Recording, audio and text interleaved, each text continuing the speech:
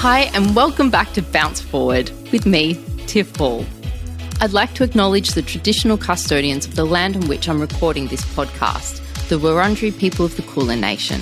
I pay my respects to elders, past and present. Groceries are more expensive than ever at the moment. Gosh, just walking the aisles of the supermarket, I'm having an anxiety attack, I tell you. So today I'm bringing you some tips and tricks on where we can save. I've brought along a wonderful guest, Leanne Ward. Leanne is an accredited practicing dietitian and nutritionist. She aims to spread free, evidence-based health advice to as many people as possible through her podcast, as well as her social media presence. And she's had a gorgeous Bounce Forward story too. So I'd love to welcome Leanne to Bounce Forward. Leanne, thank you so much for joining me on Bounce Forward. I love everything that you do. And I wanted to chat to you today because the cost of living crisis, it's happening. We're all feeling it. And grocery shopping is giving me anxiety. So I wanted to know, what are your top tips? You're standing in the supermarket for just like not having an anxiety attack and looking for, cheaper ways to shop. Yeah, 100%. And, I've got myself and my husband and two tiny little humans, and our grocery bill, I swear, has just doubled. My 4-month-old only has breast milk at the moment, and my toddler really doesn't eat that much. And I'm like, how are we going through so much food? So I absolutely feel you on this. But every time I look, like I was going to buy some Red Rock Deli chips the other day, and they're something that I would very much call like a soul food of mine. Like it's a real pleasure to have something like that. And they were on sale for like $4.80. And I was like, how was a bag of potato chips on sale for nearly $5? Like I don't understand. So we're all feeling it, but absolutely there are some, I guess, more budget tips that I can provide for the supermarket. So I think the first thing would be to really plan your meals in advance, because what tends to happen is we get to the supermarket and we're like, oh, this looks good and this looks good and some of this, and then we get to the checkout and we're like, oh man, like I came in for 3 things and my bill's $89. So really planning your meals in advance to avoid as much wastage as possible. And I'm a big fan of meal prepping because I kind of like to make my meals in bulk. I might put them in the fridge for a couple of days or put them into the freezer.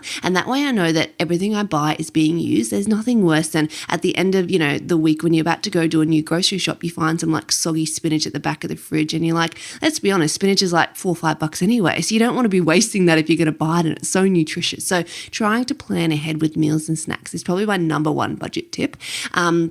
The next one is really going for as many whole foods as possible, right? Particularly things like canned lentils, beans and stuff, and also frozen fruit and veggies as well, because they're just as nutritious as fresh, and really depending on what season it is. Like my little girl loves watermelon, but I kind of stopped buying it for periods of the year because like a slice of watermelon can easily be upwards of like $6, $8 if you're not in the right season. So really having it, and you can just do a quick Google, like what fruits and vegetables are in season at the moment, and then if not in season, they're quite expensive. Actually, buying them frozen, because frozen vegetables and even some fruits can be just as nutritious as the fresh stuff. I was going to ask you about that. Because it's snap frozen. So they basically snap freeze it as soon as they pick it, and the nutrients are snapped and locked in, basically. So they're just as nutritious. Now, the only thing I would say about canned fruits and veggies, canned fruits tend to sort of be sitting in like a bit of a sugar syrup. So as long as you give it a really good rinse off and kind of wash away that sugar syrup, again, really nutritious. And canned vegetables will be sitting in like a salty type brine. So all of that stuff just makes it a little bit more shelf stable. So you can have, tin beetroot in your pantry for 2 years and it's still fine. Just give them a really good wash before you use them. Wash off the salt, wash off the excess sugar, and again, just as nutritious and far better a lot of the times from a budgeting perspective. So many people just bypass the canned, the aisle where it has like tin tuna and canned beans and stuff. Yeah. They just bypass that altogether. But that's where you're going to really find some good budget tips there.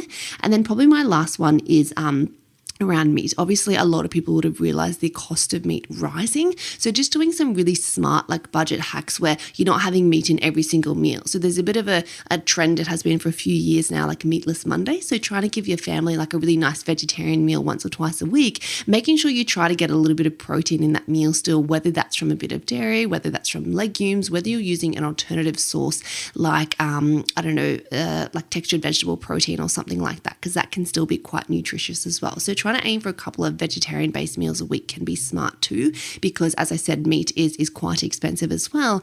And then even looking at doing some of your shopping at a local farmers markets. And I know a lot of places will sell like a kilo of apples or 2 kilos of, sweet potatoes or something. And sometimes the portions sound massive, but if you can split that with family or friends, or you've got, a couple of mums in your mum's group that were happy to go halves on that each week, that can again be a really affordable way to get some good produce in every week as well. Because the farmers markets can often be quite affordable, but they do tend to sell in bigger portions sometimes as well for that better reduction in price. They're fantastic tips. What about healthy, cheap and nutritious snacks? Snacks get me every time. Yeah. And what are your tips on snacking? Yeah, and I think snacks are hard because when you think about package-based snacks, this is what we want, right? Because they're convenient. We pick them up, we grab them out of the pantry and we go. They're convenient. They don't need to be refrigerated. They last far longer than if you bought a banana. 4 days later, it's brown. Basically, you got to toss it away if you don't eat it. So a lot of people like the package-based snacks, but unfortunately, obviously, they're going to be much higher in cost. So if you're looking to really budget down, you want to reduce as much packaged food in your shopping trolley as possible, because that's where that big spend is adding up. So even like I said, my toddler, she's just cracker obsessed, like most toddlers are. Yes, just wants crackers. If I was to buy like the single packet of crackers, even from like the baby food aisle, which I used to get when she was quite small, 10, 11, 12 months, because I was very, afraid of the texture of that. Now I'll just throw a couple of like Arnott's Vita Wheats or throw a couple of, rice cakes or something, and it's far more affordable than actually buying the packet of rice crackers in the single serve packets that we like for lunch boxes. That's great, but it's actually far better to buy the whole box of them and kind of separate out or portion them out yourself.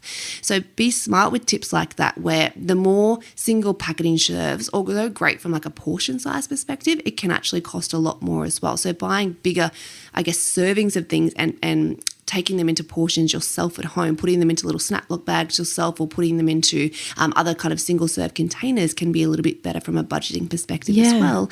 And then remembering even things like canned beans and lentils. Like my little girl snacks on like just chickpeas from a can, or snacks on brown lentils from a can. I just give them a good rinse and then throw them on her lunch plate or throw them into her snack box when she goes out to the park. And that's a really affordable way. Same with corn. Like she loves snacking on corn, and we get to the park and all her little friends have, packets of stuff, and she'll have a bit of fruit, a couple of cucumber sticks, and just some beans and some corn. I'm inspired. It's great from like a health perspective, but it's really good from a budgeting perspective as well.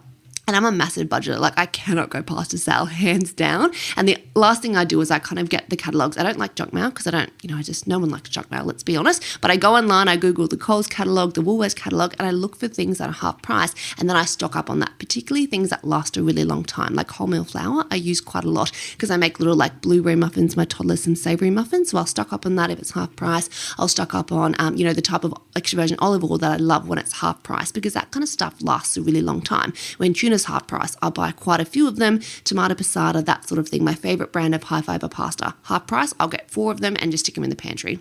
So really, loading up on things when they are more affordable than waiting until you need them that week and then have to pay full price for them, because you're kind of like, because there are definitely better brands if we read our food labels in the supermarket, but often those brands don't go on sale as much, or, Murphy's Law, when you need it, they're going to be full price. So whenever you do see them, have a little scan of the catalogs. And then what I do is I go to a local shopping centre near me where there's a Coles, an Aldi and a Woolworths, and I kind of scoot between them. So yes, it takes a little bit more time, but I try to budget that time into my week. I plan ahead. I have my list and I'm going, and I'm really efficient because I'm like, I've got to go to Woolworths and get just these 6 things that are on sale. I do the bulk of my shopping. I prefer Coles, just me personally, nothing against the other ones, and then I'll run into Aldi and get whatever else is left on my list, and then I'm done. So people might say, I don't have time to go to 3 different supermarkets, but if you plan ahead and you know exactly what you're getting, it can actually be a little bit better than just like randomly walking up and down every single aisle in one supermarket, because you'll probably just spend more time doing that.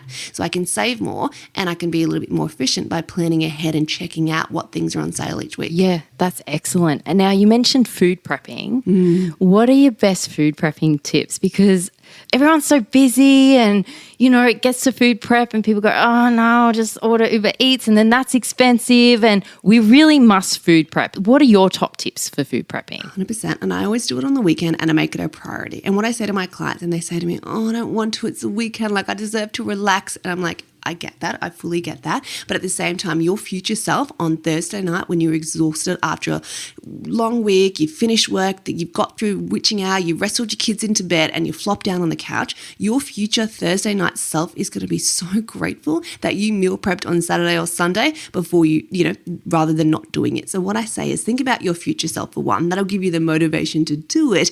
And then make sure it's like the priority on the weekend. It's the thing that you just get out of the way first. If not, it kind of just like hangs over you all weekend. It's just something that you have to do. You keep putting away. Then you get to Sunday night and you're like, oh, now I just want to relax and I've got to spend 2 hours in the kitchen meal prepping. So you don't have to spend huge amounts of time, but I would say get it done early. So for me, it's like a priority. I get up, I do my grocery shopping and I meal prep on a Saturday morning or a Sunday morning. And I don't let myself quote unquote have fun or go out and see my friends or do whatever my kids want to do until I've done that meal prep, because it helps everybody in the household. And it's just something that I wrote my hubby into. I'm like, we're doing it together. If you want to be fed this week, if the kids want to be fed this week, we're going to do it together. And so it's kind of like a family affair. We all get it done. And that way it reduces the burden that it's kind of just on me. And being a dietitian, my husband's always like, oh, you do the food. But I'm like, no, we all do the food. We all eat. And so that way it's not kind of hanging over. It's like no one loves doing it, but it's just about that discipline and that habit to get it done, because I know and I can recognize it saves me so much time during the week. I waste far less food and it's just easier for everybody if we can just grab something out of the fridge and reheat. Now, some things are completely meal prep. Like I might make a big frittata, slice it up, few into the fridge, few into the freezer. Might do like a shepherd's pie. Might even just make the mince for a bolognese, right? Then that's in the fridge. And then at the time, say on a Wednesday night, all I have to do is spend 5-10 minutes, cook some pasta and then throw the bolognese on top. So you can kind of partial meal prep. You can do a full thing. Or for some of my clients who like to eat fresh every night, what I like to do is get them to just chop the veggies and put them in a box in a container, or cut up the chicken, marinate it and put it into a box. So on Tuesday night, you grab the chicken, you throw it in a pan. It just minimizes. So rather than dinner taking 30-40 minutes, dinner might take 10 minutes. So you don't have to do a full meal prep. If you're someone that doesn't like to eat, pre-prepared food and you like fresh every night, that's fine. But you can help yourself out by pre-chopping some things or pre-marinating some things, or using, the microwave rice instead of having to make fresh rice every single day. That sort of thing where it can just be that little bit easier. I like to roast up a massive tray of veggies, just, potato, sweet potato, mushroom, zucchini, put some seasoning on it and then just put it into the fridge. And then that's I can use them in salads. I can use that with dinners. I can throw some salmon in the air fryer and have a roast veggie, throw some spinach leaves through it. It's such an easy dinner and I can utilize it in many ways. Then I pick out a couple of bits and throw it on my toddler's plate as well to make sure she's getting a little bit of that exposure to veggies as well. Now, what are some of the ingredients that we should have on hand as staples, like just always in the fridge, in the pantry? Thinking about pantries, I love, as I said, like tin beans and legumes. I've always got a tin of brown lentils. I've always got a tin of kidney beans. You can actually save a lot of money. If you're making mince, like reduce half the amount of mince and add a tin of beans or legumes in. That way you're not getting too much pushback from the family. Like there's still mince in there, but you're saving money because, a kilo of mince is going to cost far more than half a kilo of mince and a tin of legumes or beans, because they're only honestly like home brand $1.20 for a tin. So they're really, really affordable. So I've always got tin beans and legumes. I've always got rolled oats and chia seeds. That makes up a bulk of my cooking and my breakfast as well. Wholemeal flour, high fiber pasta, wholemeal crackers, again for the toddler. Some of those corn thins as well are really good. I've always got some sort of like 100% nut spread in my pantry as well. My little one's got some nut allergies, so I have to be careful with the types that I buy, but I feel like that's always a great one to put on crackers, put on a bit of fruit, dip some carrots into. And then my pantry's always got, the staples, onion, garlic, avocado, some fresh fruit as well. And then when I think about my fridge, we're a big dairy household. We tolerate it. We love it. So I've always got yogurt for me, my hubby, and then my toddler as well. We've always got milk. We've always got cheese. We've always got tons of veggies, particularly green ones, but the more color, the more diversity, because every different type of vegetable, every different color of vegetable is giving you new antioxidants, new vitamins, new minerals, new phytochemicals. So the more color and diversity, the better when it comes to our fruits and veggies. I've always got a block of marinated tofu at the back of my fridge. It's like a really cost-effective, high protein. I think it's quite yummy because tofu is quite bland. It doesn't taste like anything. So getting the pre-marinated stuff, there's a really nice honey soy one and a really nice satay one at the supermarket. Using that in a stir fry can be a really easy option. You can throw it into the air fryer. And then in my freezer, I've always got just a bag of like frozen potato chips. Like I know, is it better to make your own from fresh potatoes? Absolutely. Will I use them in a pinch? Absolutely. Like I'm no purist. I always say that. And I think that's why my clients like me, because I'm real life, Is it better to use, sweet potato, cut it up yourself, put your own herbs on it? Yeah. But will I use some frozen potato chips when I'm busy and time poor?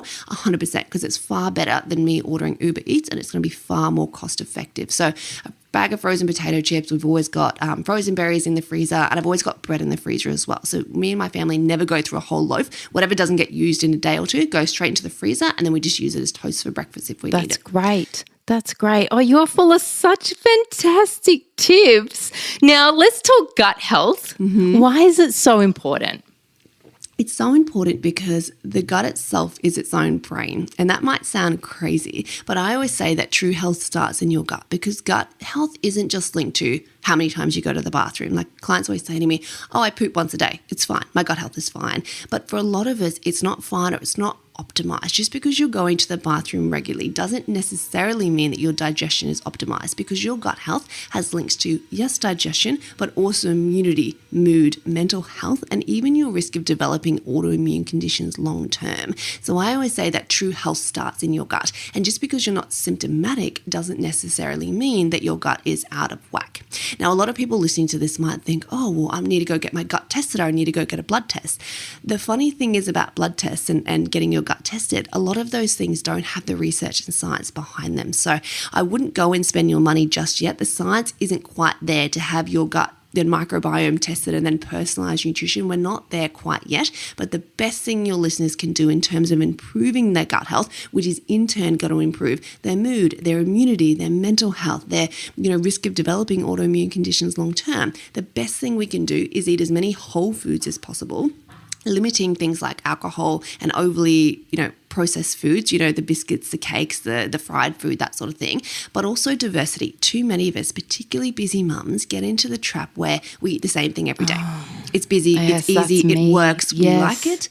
It's one of the worst things that we can do from our gut health. We're actually starving our gut microbiome. There are trillions of microbes in our gut. There are more microbes in one person's gut than there are stars in the Milky Way, which is a crazy statistic nuts. when you think about it. And we need to be feeding and nourishing all those little gut microbiomes. And the best way to do that is to have as much diversity in your diet as possible. So if you love porridge for breakfast every morning, cool, but don't always put banana and peanut butter in your porridge. One day put blueberries and almond butter. One day put some chia seeds and some raspberries. One day use some fresh pear and use some linseeds instead. So you can still have similar meals, but we want to mix up that diversity. Don't always have a tuna, wrap with lettuce and tomato. Try having maybe some salmon in the wrap with a little bit of hummus or avocado spread down with a bit of cheese and a bit of beetroot and, baby spinach or something. So you can have the similar meals if it's easy and it works and you enjoy it, but try to get in as much diversity as possible, because that diversity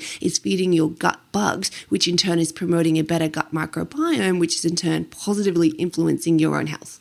This is just such fantastic information. My husband is like on this poached chicken and veg train, trying to put on muscle and, lean up, and he's just eating the same thing for lunch and dinner. And now I'm going to tell him about his gut health, because he does really care about his gut health, and it's the diversity. It's the diversity. This is life-changing. So, poached chicken and broccoli, absolutely. But how about we add some green beans to that? What about some mushrooms along with the broccoli? The chicken's fine, but can we add some whole grain brown rice? Can we add a little bit of quinoa one day? Can we do some roasted sweet potato as the carb instead of rice one day? So there's tons of ways that we can get in that diversity. If you like chicken and broccoli, let's build up and around that instead of just sticking with chicken and broccoli every single day. Yeah. Oh, Leanne, thank you so much. You wear so many different hats. You have your own podcast, you're a nutritionist, dietitian, so much is going on in your life. Do you have any tips for busy mums out there? How to juggle it all, how to do it all? What's your number one tip? How do you do it? My number one tip is to plan. I always say to my clients, I work with a lot of ladies. My specialty is as a fat loss dietitian. So we work through gut health, hormones, digestion, emotional eating, and fat loss. That's sort of what my coaching service offers. And I always say to my ladies, failing to plan equals planning to fail. If you don't plan, you're going to fail. Whether it's today, whether it's tomorrow, whether it's in a year's time, you've got to plan. And I don't mean that you have to plan it to the end of the earth, kind of you have to spend hours and hours a day planning, but you got to have a plan. When someone says to me, what's the plan for dinner? I know exactly. When someone says to me, what are you doing tomorrow? I know, because my schedule's so crazy. It's so busy. I have 2 kids under 2. I have a 4-month-old baby. I have a toddler. I run 4 businesses. Like, I don't have a lot of time. So my husband has access to my calendar. We put things in our calendar together. We know exactly what's happening, or roughly what's happening on a day-to-day basis. We know what the priorities are. If the toddler has to go to daycare this day, or the baby needs to get there, go to the doctor this day, we know that because we're in the same family calendar and we plan these sorts of things. He knows when I'm working late, I've got client calls late. He knows he's on dinner duties. I know that if I don't have client calls, I'm on dinner duties. He's giving the kids a bath. The family calendar. Exactly. Life-saving. So for me, it's around planning, but it's not just with nutrition. It's every aspect of life. But I feel like most families plan really well every aspect of the life, but they don't plan nutrition. And to me, that's a crazy thought, because we do nutrition more times each day than anything else. Most of us eat 5 or 6 times a day. Breakfast, snack, lunch, dinner, snack, another snack, 5, 6, 7 times a day for some people. Why don't we plan nutrition? That's why so many ladies struggle with losing weight, or struggle even just optimizing their health, optimizing their digestion, their hormones, their mental health, because all of that comes back to, your lifestyle, your nutrition, your exercise, your sleep habits as well. So we have to plan in self-care. We have to plan in these sort of things in order to positively influence our health long term as well. So don't let nutrition be that thing that slides away. Because we do it so many times a day, people think it's so easy, or why should I have to plan it? We just open the pantry and eat something. But if you're not planning it, you'll default back to old patterns and behaviors, which for most of us don't serve us. And we're just snacking and grazing versus building proper nourishing meals, which will keep us full for hours, versus having a couple of snacks every hour because we're constantly hungry, because we're not taking the time to stop and actually having a proper meal. Now, everyone listening to this, I get a lot of questions about weight loss because, a pet personal trainer, and I bet you do too. What's your number one weight loss tip then as a dietitian? Like, what can you tell our listeners? Number one tip, who are desperate to lose weight? The first one is planning. Yeah, and the second one is consistency. So I'm going through my own postpartum journey. My little one's nearly 4 months old. I love your postpartum journey. You're so real and it's so amazing. Thank you for doing that. It empowers women. Thank you. Yeah, and I put up a post last night. I'm about 5.5 kilos down of about the kind of 9 or 10 I had to lose, right? So I'm about halfway there in 4 months, and everyone's like, how do you do it? How do you do it? Number one tip is consistency. I'm not perfect by any means, but I'm consistent, right? I might have a bad meal here and there. I might overeat here and there, but the next meal, on plan, on track, something that's going to nourish my body. It's in the right portion for me. I know I'm doing it. I don't self-sabotage myself, where if I overeat one meal, I think, the whole week's ruined, and I wait till Monday to restart again. That was me 10 years ago, but I've learned from my ways, right? So I have to be consistent. Exactly. And if I'm going to eat out and I know it's going to be a bit of a heavy meal, if it's a loved one's birthday and we're going to have some cake, if I'm going to have a glass of wine or something, I'm going to plan and budget that into my week. So I might not have as many snacks that week, because I know I'm going to have a bit of a bigger meal out on Friday with a glass of wine and some cake. So I'm kind of looking at my week overall, trying to kind of budget that in and factor that in, but also being consistent overall. I don't eat well Monday to Friday and then go off the rails all weekend, which is what a lot of ladies do. Because I'm not saying that it's their fault or anything, but we don't realize the impact of a lot of our eating out choices is so higher calorie than the things that we actually eat at home or we make ourselves at home. I always say to my ladies, what you get served at a restaurant or a cafe will always be high calorie, because chefs want you to come back. They have to make their food taste good. And how do we make food taste good? We add oil, we add butter, we add cheese, we add sauces, we add seasoning, we fry. Even when you're getting grilled fish, it's fried in butter. Like, it's still grilled fish, but it's fried in oil. It's still fried at the end of the day. It might not be crumbed or battered, but it's still fried. We have to account for that if the goal is losing weight. So I think it's around being consistent on a weekly basis, not just trying to have a couple of good days, jumping on the scale and thinking, I lost some weight, I can have 3 days off now. We have to be consistent daily and regularly. And like I said, it's taken me 4 months to drop about 5 kilos. I think in the post I did last night on Instagram talking about my postpartum journey, it was 1.6 kilos a month on average. And most women would think, what's the point? Like, I want to lose 6 kilos by Friday. Do you know what I mean? So it's that slow and steady wins the race. There's no but losing point it in good and rushing forever. It. Exactly. If I lose it, I want it coming back. It's the last thing I want. I want to lose it forever. I want to keep up my milk supply because I'm exclusively breastfeeding as well. And I don't want to put myself in such a big deficit that I want to eat my arm off, or I have to give up everything that I love every day. So I still eat chocolate. I'll pump and I'll have a glass of wine if I want to. I'm not giving it up, but I'm also not just saying that this is unrealistic and I can't achieve it right now. I'm heading towards my goals. Yes, it's slower than what a lot of people like, but it's consistent. And I always say to clients, if you could lose 1 kilo a month, that's 12 kilos a year. Imagine where you'd be in a year's time if you were 12 kilos down. But everybody wants to lose 5 kilos in 2 weeks. And when they don't, they quit because they're like, well, it's not working. It is working. You're just not being consistent enough with it. We have these expectations that we want everything quick, fast, now, should have happened yesterday. But we just have to give ourselves time when it comes to weight loss, particularly busy women with families, because we're so stretched thin as it is that we can't expect the world from our bodies at the same time. So I think a great, realistic amount of weight loss for most women is 1 to 2 kilos a month. I really do. It allows you to live. It allows you not to feel starving and hate your life all the time. It allows you to take your kids out for an ice cream, and it allows you to occasionally have meals where you might overeat a little bit, eat out a little bit, but also lots and lots of nourishing kind of lower calorie meals built in there in between as well. It's realistic, it's achievable, and at the end of 6 months, it's 6 kilos. At the end of 12 months, it's 12 kilos. And most women, like, who's going to give up losing 12 kilos? If you said, would you like to lose 12 kilos in a month? Every single person, maybe not every single person, everybody would say yes, please. So I think we just have to have a more realistic expectation around what is achievable and doing that long term, not just for 4 weeks, making it a lifestyle and doing it for the rest of your life. The habits and the things that you do to lose the weight, you have to do long term to maintain it. That's the biggest tip. Yes. Oh, that is so helpful. So, Leanne, if people want to reach out to you, work with you, look at what you're doing, where's the best place to find you? Yeah, I hang out on Instagram a lot. So my Instagram is the Fitness Dietician. If you want to check out my website, I've got a couple of different types of webinars, ebooks, my coaching services on there. It's leannewardnutrition.com.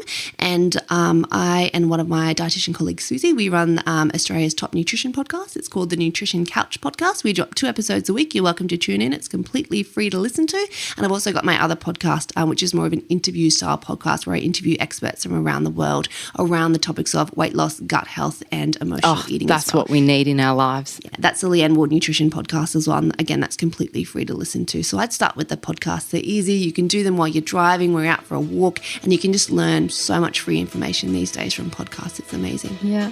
Thank you, Leanne. Thank you so much for joining us today. Yeah, no worries at all. Thanks for having me on, Tiff. Thanks so much for listening to Bounce Forward. I love having your company, so please DM me on Instagram at tiffhall_xo and let me know what topics you'd love me to cover. Don't forget to rate and review me on your podcast app. Happy days.